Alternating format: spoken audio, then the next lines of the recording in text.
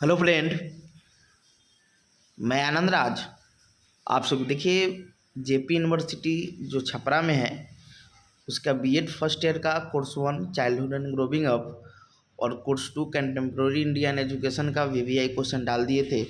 आज हम कोर्स 3 आपका लर्निंग एंड टीचिंग जो है उसका वीवीआई क्वेश्चन लेकर देखिए। आपका फॉर्म फिलअप हो रहा है, आज से ही 5 तारीख से ही होगा और जल्दी ही एग्जाम भी हो जाएगा, समझे। तो अब सब कोर्स का वीवीआई कर देते हैं। लिखा है BEd first year VVI question 2024 JP University. Session हो गया आपका 24-26 और देखिए आपको नोट्स लेना होगा कोर्स 1 से लेकर मेथड तक। तो इस नंबर पर व्हाट्सएप करके नोट्स ले सकते हैं 9576002401 पर। आपको कुछ पेमेंट करना होगा, आपको सारा नोट्स प्रोवाइड करवा दिया जाएगा 9576002401 पर। तो चलिए हम लोग आते हैं। लिखा है BEd first year VVI question हो गया आपका। तो आते हैं, देखिए 5 यूनिट रहेगा इसमें। आपको एग्जाम में 10 क्वेश्चन रहेगा। आपको प्रत्येक यूनिट से एक एक प्रश्न का चयन करते हुए कुल 5 प्रश्नों का जवाब देना है, समझे। तो पहला यूनिट में पहला क्वेश्चन है कि अधिगम को परिभाषित कीजिए।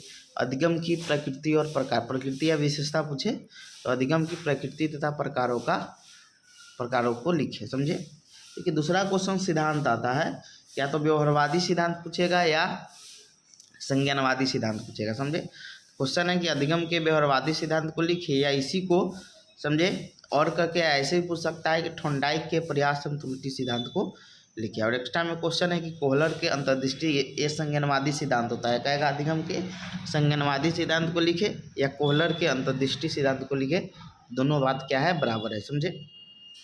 तो यूनिट 1 में 3 क्वेश्चन देख लीजिएगा कि अधिगम को परिभाषित कीजिए, अधिगम की प्रकृति प्रकार को लिखिए, अधिगम के व्यवहारवादी सिद्धांत या थॉर्नडाइक के पर्याप्त त्रुटि का सिद्धांत या कोहलर का अंतर्दृष्टि सिद्धांत या इनसाइट थ्योरी, इसी को बोलते हैं। देखिए यूनिट 2 में क्वेश्चन है अभिप्रेरणा क्या है, कि अभिप्रेरणा की अवधारणा और प्रकार की व्याख्या करें। अभिप्रेरणा बढ़ाने के लिए क्या तकनीक लागू होने, यानी बढ़ाने के लिए आप क्या क्या कर सकते हैं। चौथा क्वेश्चन है कि बच्चों के अधिगम या सीखने की प्रक्रिया को प्रभावित करने वाले प्रमुख कारकों की चर्चा, यानी अधिगम को प्रभावित करने वाले कारक क्या क्या है। एक्स्ट्रा में क्वेश्चन है कि अधिगम स्थानांतरण यानी ट्रांसफर ऑफ लर्निंग से आप क्या समझते हैं। अब देखिए इतना यूनिट 2 में हो गया। यूनिट 3 में है कि शिक्षण से आप क्या समझते हैं, शिक्षण के विभिन्न स्तरों का या अवस्था का वर्णन करें। छठा क्वेश्चन है व्यवहारवादी, मानवतावादी तथा रचनावादी परिप्रेक्ष्य के अंतर्निहित मान्यताओं की तुलना कीजिए। एक्स्ट्रा में क्वेश्चन है कि शिक्षण कौशल से आप क्या समझते हैं। अब आते हैं यूनिट 4 में कि पाठ योजना से आप क्या समझते हैं। 8वां क्वेश्चन है शिक्षण के निर्देशात्मक उपागम की चर्चा करें।